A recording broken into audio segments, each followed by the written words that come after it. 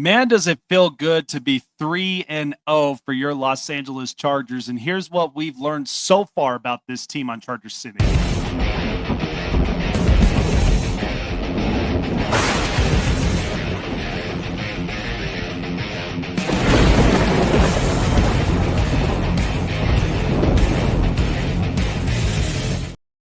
What's up, Charger fans? How are we feeling today? It is I, Jake Silva, here on Chargers Syndicate, giving you everything LA Chargers news and so much more here. If it is your first time on this channel, I encourage you guys to like, subscribe, hit the bell button as we are on the road to 1K subscribers here up on the channel, guys. We are only at 759.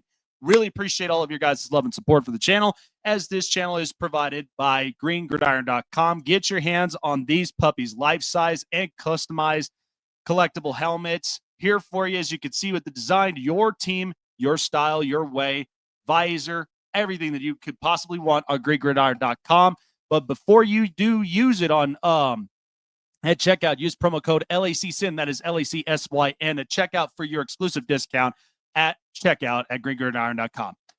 Charger fans, it feels so surreal. Like we've not felt this way for quite a while. And it's been quite a challenge for the Los Angeles Chargers already in the first 3 weeks. Now, the Chargers are going and getting geared up against the New York Giants. But before we end up getting to that, because we will have a video uploaded for you guys about the matchup, there's just a few things that I really want to point out what has changed a lot about the Los Angeles Chargers in 3 weeks. So, as everybody knows, this is the first ever 3-0 start for the Los Angeles Chargers in a long time, since 2002. And everybody that can remember those times, Drew Brees was the starting quarterback, and so was LaDainian Tomlinson being the star running back. Now, the Chargers at a time like that definitely had a different culture, different style. They were a little bit more physical, but feeling kind of still seems mutual. So Jim Harbaugh, that people know, he's the kind that recruits, builds it his way, and then thrives and manages to get the Chargers into field positions, and not to mention getting them into contentions. So Jim Harbaugh last year, like I mentioned before, is that he needed to rebuild and develop the culture. Then in years 2 and 3 are normally the ones that he continues to build through the draft, continues to upgrade and get players, and players that work within the system. And once that happens, that's usually when a team could honestly go off. So since this portion in the period, the Chargers, a few things to really kind of point out is, since the return of Keenan Allen, he is the only player in the league thus far with 3 straight weeks where he has had 60-plus receiving yards, 1+ receiving touchdown in each game this season. Keenan Allen has really come back, and it's like he was never forgotten. And like, we all just are so absolutely surreal of the fact that we have our veteran receiver back here in the Bolts uniform, and he's contributing in the biggest way possible, taking on the leadership role where he is a very reliable 3rd down, 4th down receiver, and somebody that could help, along with Alad McConkey, to at least take off heavy amounts of the workload to get first downs, and not to mention touchdown scores. So Justin Herbert developing that relationship so early, and then them reuniting at the same time, has just been absolutely phenomenal. Now, the breakout game last week against the Denver Broncos, Amari Hampton ended up scoring up a total of 125 total yards with 1 touchdown and had a 24.9 PBR point differential. So, man, I love it. I think, to me personally, Amari Hampton, he's got such a bright future. There's no question whatsoever that the Chargers know that they've got something special up and in the tailback. Now, it is unfortunate that Najee Harris is out for the entirety of the year on a 1-year contract with a torn Achilles.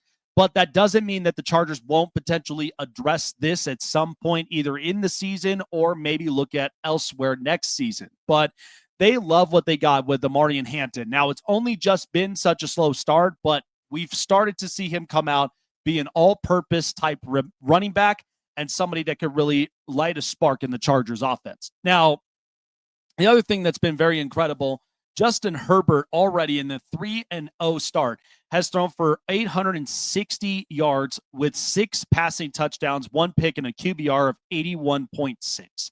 Justin Herbert is playing MVP level right now. He is taking exactly the risks and the decisions that he needs to be clutch. And that was what Jim Harbaugh envisioned a lot more, is that he wanted to get his quarterback into the Hall of Fame. How are you going to end up doing that? Not just from strictly stat padding, but this is where the real wins now start to come in. You start to beat your division rivals, which he has done in 3 straight weeks. Now, we know he hasn't had a best record against one particular team, which is the Kansas City Chiefs, but we know that Herbert's capable of winning those games as long as he has the team around him and the coaching staff. So that has been shown to be true. So this is a completely different aura and feeling with Justin Herbert, though, this year. So there's lots of guys that have been hitting. We know just recently we saw a post about cornerback Dante Jackson, who was signed for a 2-year, $13 million contract. What a steal that he's been. He's been ranked up as one of the top 10 corners right now in the league when it comes to coverages, at only giving up 8.2 against opposing quarterbacks.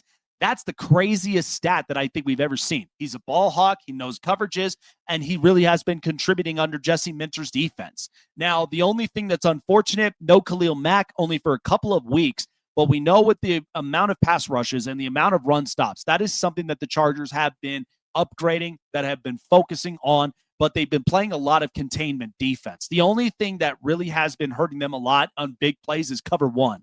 They're not really that strong in that specific cover scheme. So that's maybe something that they would like to address and like to adjust at some point in this season. And like we said, the team being 3-0 for the first time ever in 2002, we're all just pretty much just riding on cruise control. We got the New York Giants next week. This is going to be an interesting game.